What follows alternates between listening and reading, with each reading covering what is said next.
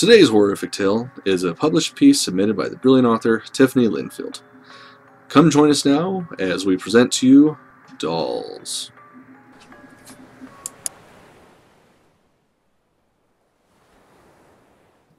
The room was a mess. The linens from the king-size bed lay tangled on the floor with sand, clothes, and a gold bracelet. The sand from the beach of Waikiki, now just debris in a cruise boat cabin to be vacuumed away. Galena looked at the wreckage before her trembling hands. And David, the man she loved, sprawled on the bed in front of her, naked and dead, deader than a doornail. Galena had to admire him one last time. He was a man to be admired. She climbed on top of him, moving her fingers over his lips, still warm to the touch. It frightened her, him being so warm, still, as if she screamed loud enough, he would bounce back up, asking her about dinner.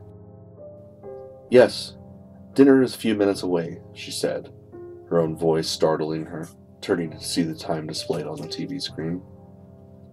Her cabin was a few rooms down, and she thought it best to go to her room, get dressed, and head to the dining hall, to appear as normal as possible. She bent down, casually grabbing her clothes from the chaos, putting them on quickly and straightening her posture, and slipping out of the room. A housekeeper making the rounds greeted her with a smile in the hallway just before the 4-inch heel of Galena's boot broke. Galena, bending down with the legs of a flamingo, scrunched her face in confusion. "What the hell is going on?" she asked, under her breath, taking both boots off, rushing to her room, the broken heel behind her. She spotted the dining table, dead center in the dining hall, making her way to it, trying to hide the butterflies in her stomach and a heart racing behind her usual tight-lipped smile. The other couples who shared the table with David and her were already sitting, an older couple in their late 60s, and then a young couple on their honeymoon. At the sight of her, they offered greetings. The younger gentleman let his eyes linger too long across her body. His new wife, annoyed, gave him a tug at the sleeve. "We didn't think he was going to make it. Is David coming?" the older man, Mr. Johnson, asked, with cheeks rosy, always talking as if he were about to sell something. Mr. Johnson doted on his wife, boasting the first day they had all met. "I married the sweetest girl in the world, and what do you know, she let me do it. Marry her. What a lucky man. You're looking at a very lucky man." His wife had been beside him, taking his hand in hers. "David, he's not feeling well, unfortunately," Galena said, with a slight smile, hiding hands trembling in her lap. "And you? Are you feeling okay?" The new wife, Margie, asked without the slightest expression, eyes like a cat, piercing and wild. Galena felt beads of sweat gathering along her brow. Everyone at the table seemed to be watching her now, and with their stares her heart picked up more speed. It seemed to her, the way they all stared, that they must all know her crime, that her lover lay dead, cold to the touch by now. She swallowed her fear, a wet lump moved down her throat. She twisted uncomfortably in the chair. "I'm perfectly fine, think." The waiter walked up, bearing wines and liquors. A younger man from Turkey, handsome with the smile of someone still young, still hopeful. Galena wiped the sweat from her forehead as everyone talked spirits. The waiter looked at her. "Miss Galena, the usual?" "Yes, please." "So, Galena, I've been aiming to ask you, but I don't want to offend in any way," Mr. Johnson said. "Excuse me?" "Well, I was just wondering, are you and the David fellow married? I mean, to other people? What I mean is, I see y'all have separate cabins, and, well, that struck me as sort of curious." "I don't find the question appropriate," Galena said, feeling her body begin to tremble. Miss Johnson gave her husband the same look mothers give misbehaving children. The newlyweds turned to each other, sharing a grin. "I'm sorry, honey. I shouldn't have asked," he said in a pleading tone to his wife, and then went on. "But say, since you are from Russia, can you tell us more about that Putin fella?" "I left Russia as a little girl. I know as much about him as you." "Well, now, I respect that. I just don't know what to really think about him as an American. What makes you Russian girls so pretty? I don't think I ever met a Russian girl that wasn't," the young husband wanted to ask, stumbling over Mr. Johnson's words, stopped short by another tug on his sleeve. Galena wondered if he had ever told her, his wife, she was pretty. She imagined he probably spent his wedding day sizing up the bridesmaids, forgetting his new bride in white satin.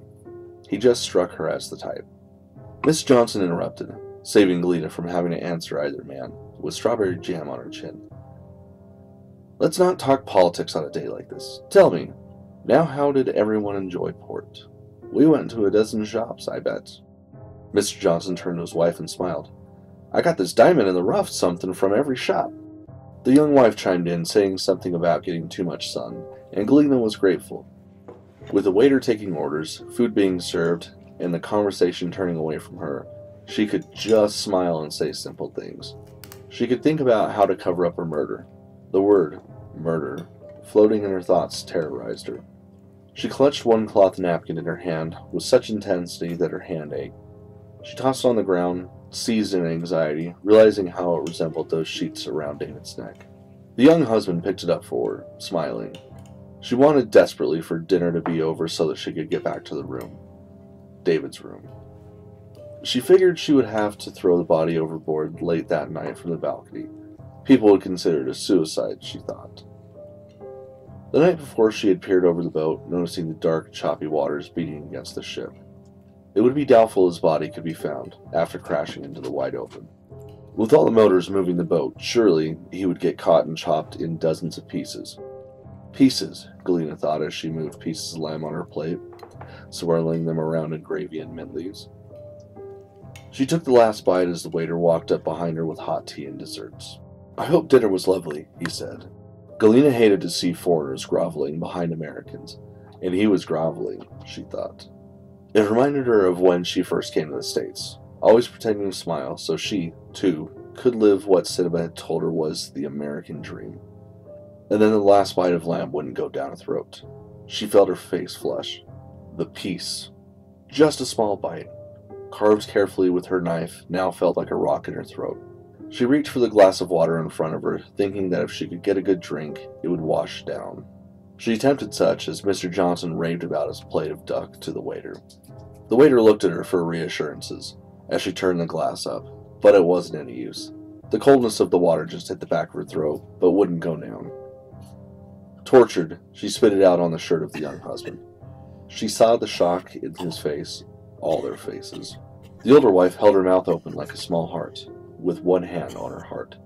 Sweetheart, help her! Help her somehow! Mr. Johnson stood up, patting Galena on the back. You all right now? Just take a good breath now. They all looked at her, the waiter screaming for help. Other patrons at other tables standing up and calling for help too.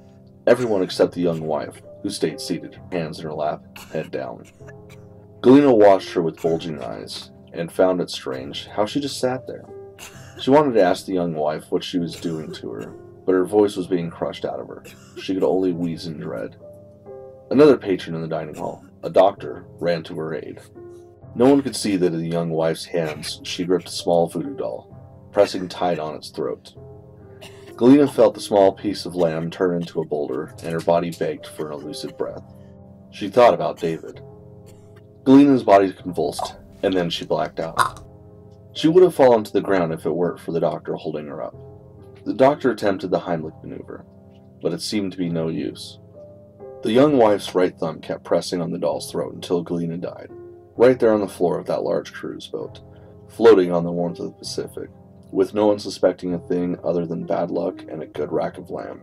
The young wife slipped the little doll into the pocket of her dress as she stood up to join the hysteria, with a twisted grin, her eyes darting in excitement.